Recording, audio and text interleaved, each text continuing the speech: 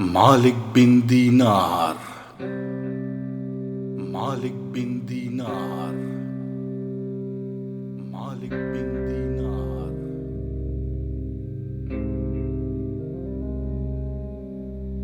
حضرت مالک بن دینار رحمت اللہ علیہ پہلے تابعی تھے جو کیرالہ میں اسلام کی تبلیغ کے لیے آئے۔ ائمہ طریقت میں سے بزرگ امام طریقت نقیب اہل محبت جن و انس کی زینت مالک بن دینار ہیں۔ آپ حسن بصری رحمت اللہ علیہ کے مصاحب و مرید تھے۔ طریقت میں آپ کا بڑا مقام ہے۔ آپ کی کرامتیں اور ریاضتیں مشہور ہیں۔ آپ کے والد محترم کا نام دینار تھا جو غلام تھے۔ آپ غلامی کی حالت میں پیدا ہوئے۔ آپ کی توبہ کا واقعہ یہ ہے کہ ایک رات آپ ایک جماعت کے ساتھ محفل رقص و سرور میں تھے۔ جب تمام لوگ سو گئے تو اس تبورہ سے جسے بجایا جا رہا تھا آواز آئی، اے مالک کیا بات ہے، توبہ میں دیر کیوں؟ آپ نے اپنے تمام دوست احباب کو چھوڑ کر اور حسن بصری کی خدمت میں حاضر ہو کر سچی توبہ کی اور اپنا حال درست کر کے ثابت قدم رہے۔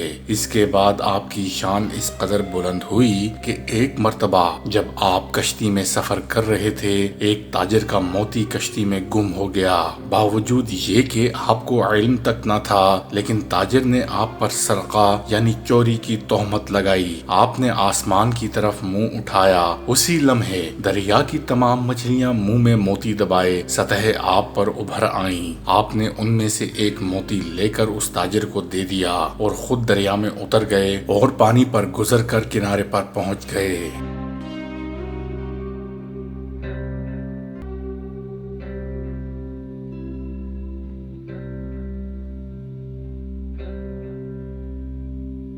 آپ رحمت اللہ علیہ کا نام مالک اور کنیت ابو یحییٰ تھی۔ آپ کی پیدائش کوفہ میں ہوئی، لیکن سن ولادت کے بارے میں کوئی حتمی رائے موجود نہیں ہے۔ آپ رحمت اللہ علیہ حسن بصری رحمت اللہ علیہ کے ہم عصر تھے۔ آپ کے والد کا نام دینار تھا، جبکہ دوسری روایت یہ ہے کہ آپ ایک دن کشتی میں سوار تھے۔ جب کشتی وسط میں پہنچی، ملاحوں نے آپ سے کرایہ طلب کیا۔ آپ نے کہا میرے پاس کچھ نہیں ہے۔ اس پر انہوں نے آپ کو مارنا شروع کر دیا، جس سے آپ بے ہوش ہو گئے۔ جب آپ ہوش میں آئے تو ملاحوں نے پھر کرایہ طلب کیا۔ آپ نے کہا میرے پاس نہیں ہے۔ انہوں نے کہا ٹانگ پکڑ کر دریا میں ڈال دیں گے۔ ملاحوں نے یہ کہا ہی تھا کہ اللہ کے حکم سے دریا کی مچھلیاں ایک ایک دینار منہ میں لے کر باہر نکل آئیں۔ آپ نے ایک مچھلی سے دینار لے کر ملاح کو دے دیا۔ جب ملاحوں نے یہ حال دیکھا تو آپ کے پاؤں میں گر گئے۔ حضرت مالک نے پاؤں کشتی سے باہر نکالے اور سطح آپ پر چلتے ہوئے دور نکل گئے۔ اسی وجہ سے آپ کا نام مالک دینار ہو گیا۔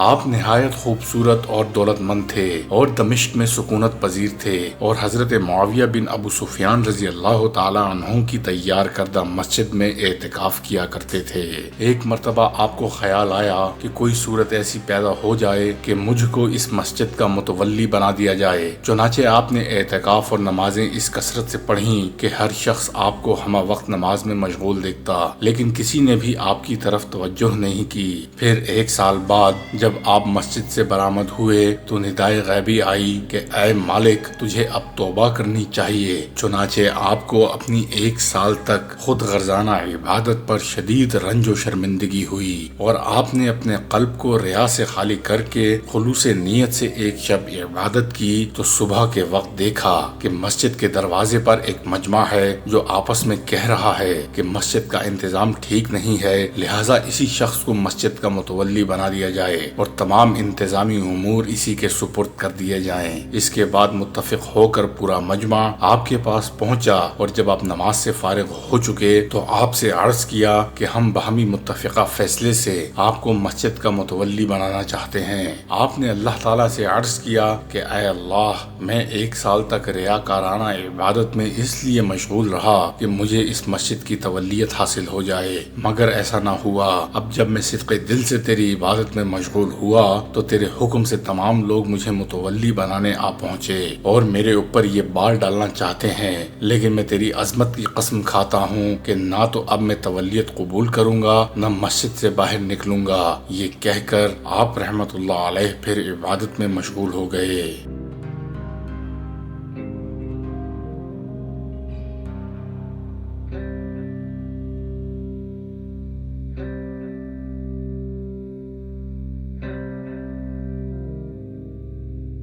بصرہ میں ایک امیر آدمی فوت ہو گیا۔ اس کی ساری جائیداد اس کی اکلوتی کو ملی جو بہت خوبصورت تھی۔ ایک دن اس نے ثابت بنانی کی خدمت میں حاضر ہو کر عرض کیا کہ میں نکاح کرنا چاہتی ہوں، لیکن میری خواہش ہے کہ نکاح مالک بن دینار کے ساتھ ہو تاکہ ذکر الہی اور دنیاوی کاموں میں وہ میری مدد کر سکیں۔ چنانچہ ثابت بنانی نے اس کا پیغام مالک بن دینار تک پہنچا دیا، لیکن آپ رحمت اللہ علیہ نے فرمایا کہ میں تو دنیا کو طلاق دے چکا ہوں، اور چونکہ عورت کا شمار بھی دنیا ہی میں ہوتا ہے اس لیے طلاق شدہ عورت سے نکاح جائز نہیں۔ ایک مرتبہ کسی ملحد سے آپ کا مناظرہ ہو گیا، دونوں اپنے آپ کو حق پر کہتے رہے، حتیٰ کہ لوگوں نے یہ فیصلہ کیا کہ دونوں کے ہاتھ آگ میں ڈلوا دیے جائیں، جس کا ہاتھ آگ سے محفوظ رہے اس کو حق پر تصور کیا جائے۔ چنانچہ ایسا ہی کیا گیا اور کسی کے ہاتھ کو بھی ضرر نہ پہنچا۔ لوگوں نے فیصلہ کر دیا دونوں برحق ہیں، لیکن آپ نے دل تنگ ہو کر اللہ سے عرض کیا کہ میں نے 70 سال عبادت میں گزار دیے مگر تو نے مجھے ایک ملحد کے برابر کر دیا۔ ندا آئی، اے مالک تمہارے ہاتھ کی برکت سے ہی ایک ملحد کا ہاتھ بچ گیا، اگر وہ تنہا ہاتھ آگ میں ڈال دیتا تو یقیناً جھلس جاتا۔ ایک مرتبہ جب آپ شدید بیمار ہو کر صحت یاب ہوئے تو کسی ضرورت کے تحت نہایت دشواری سے بازار تشریف لے گئے، لیکن اتفاق سے اس وقت بادشاہ کی سواری آ رہی تھی اور لوگوں کو ہٹانے کے لیے ایک شور بلند ہوا۔ آپ اس وقت اس قدر کمزور تھے کہ ہٹنے میں دیر ہو گئی اور پہرے دار نے آپ کو ایسا کوڑا مارا کہ درد کے مارے آپ کے منہ سے یہ کلمہ نکل گیا کہ خدا تیرے ہاتھ قطع کر دے۔ چنانچہ دوسرے ہی دن کسی جرم کی پاداش میں اس کے ہاتھ کاٹ کر چوراہے پر ڈلوا دیے گئے، لیکن آپ کو اس کی حالت دیکھ کر بہت رنج ہوا۔ ایک مرتبہ آپ کسی درخت کے سائے میں آرام فرما رہے تھے اور چشمدید گواہوں نے بتایا کہ ایک سانپ نرگس کی شاخ سے آپ کو پنکھا جھل رہا ہے۔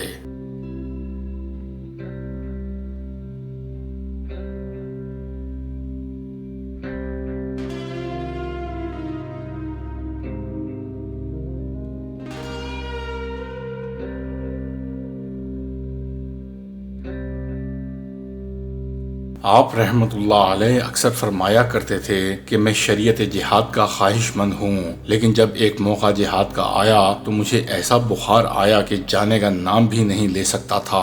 چنانچہ اس غم میں یہ کہتا ہوا سو گیا کہ اگر خدا کے نزدیک میرا کوئی مرتبہ ہوتا تو اس وقت مجھے کبھی بخار نہیں آتا۔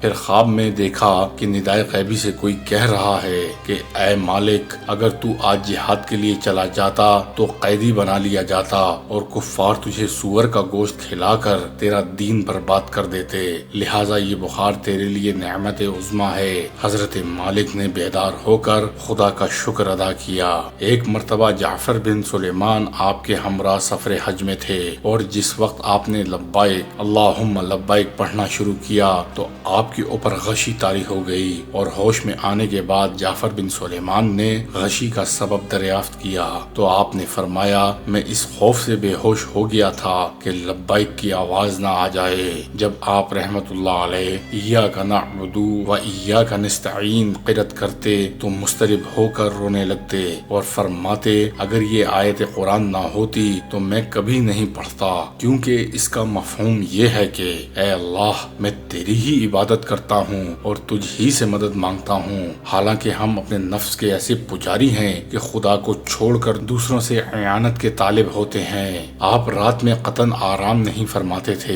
ایک دن آپ کی صاحبزادی نے کہا اگر آپ تھوڑی دیر آرام فرما لیں تو بہتر ہے۔ آپ نے فرمایا اے بیٹی ایک طرف تو میں قہر الہی سے ڈرتا ہوں اور دوسری جانب یہ اندیشہ رہتا ہے کہ دولت سعادت مجھے سوتا دیکھ کر واپس نہ ہو جائے۔ لوگوں نے جب آپ سے اس جملے کا مفہوم پوچھا تو فرمایا کہ میں نعمت تو اللہ تعالیٰ کی کھاتا ہوں اور اطاعت شیطان کی کرتا ہوں۔ پھر فرمایا اگر کوئی مسجد کے دروازے سے صدا لگا لگائے کہ سب لوگوں میں بدتر کون ہے تو اسے مجھ سے بدتر نہیں ملے گا۔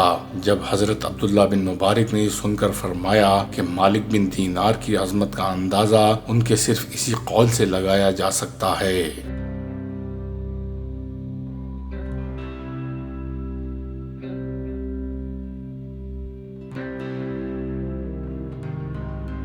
ابو نعیم اصفہانی، احمد بن محمد، محمد بن اسحاق، عبداللہ بن زیاد، سیار، جعفر کے سلسلے سے سند مروی ہے کہ مالک بن دینار صوف تہبند باندھتے تھے اور خفیف قسم کا جبہ پہنتے تھے۔ جب سردی کا موسم ہوتا تو آپ کے پاس ایک پوستین اور ایک جبہ ہوتا، انہی سے سردی سے بچنے کا کام لیتے۔ آپ قرآن مجید کے نسخے لکھا کرتے تھے، اس پر اجرت نہیں لیتے تھے۔ آپ کا اکثر کام یہی ہوتا تھا، قرآن مجید کا نسخہ لکھ کر سبزی فروش کے پاس چھوڑ دیتے اور اس کے پاس کھانا کھاتے۔ ایک نسخہ 4 مہینے میں لکھتے تھے۔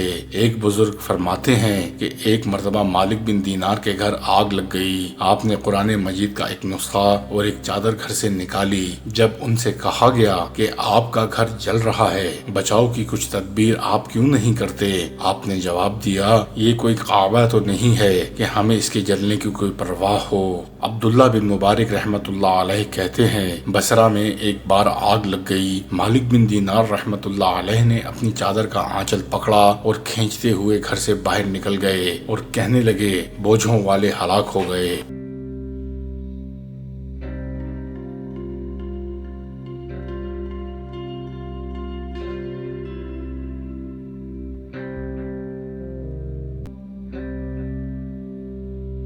عبداللہ بن محمد بن جعفر، احمد بن حسین، احمد بن ابراہیم، سالم بن ابراہیم، سلام بن مسکین کہتے ہیں کہ میں مالک بن دینار رحمت اللہ علیہ کے پاس ان کے مرض وفات میں گیا۔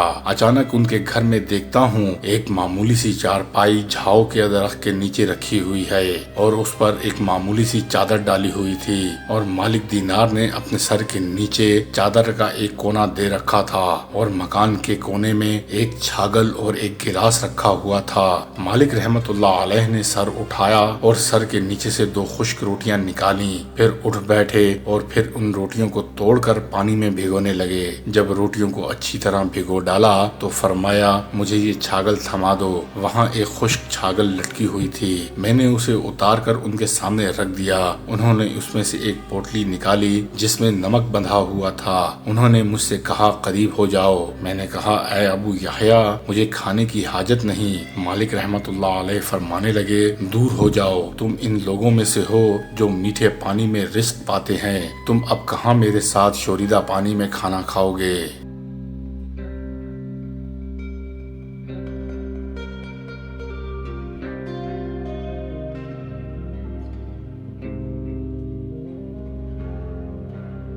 حضرت مالک بن دینار رحمت اللہ علیہ کی وفات ابو عبداللہ محمد بن عبداللہ کے عہد خلافت 97 ہجری میں اور دوسری روایت کے مطابق 130 ہجری میں ہوئی۔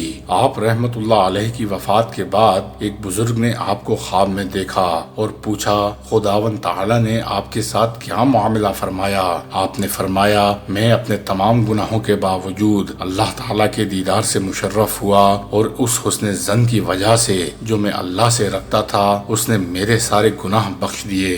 کسی بزرگ نے آپ رحمت اللہ علیہ کو خواب میں دیکھا کہ آپ کو اور حضرت محمد واسع کو بہشت کی جانب لے جایا جا رہا ہے۔ اس بزرگ کے دل میں خیال آیا کہ دیکھو مالک بن دینار جنت میں پہلے پہنچتے ہیں یا محمد واسع۔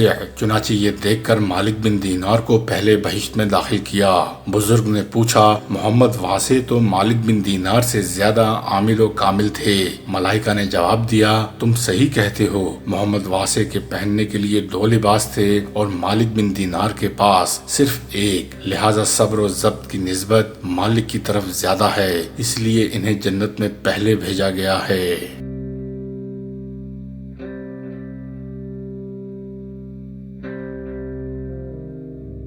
یہی تھی آج کی ہماری ویڈیو۔ اگر ویڈیو پسند آئے تو برائے مہربانی ویڈیو کو لائک، شیئر اور سبسکرائب کیجیے گا۔ میری اور میری ٹیم کی حوصلہ افزائی کیجیے گا۔ ملتے ہیں اگلی ویڈیو میں۔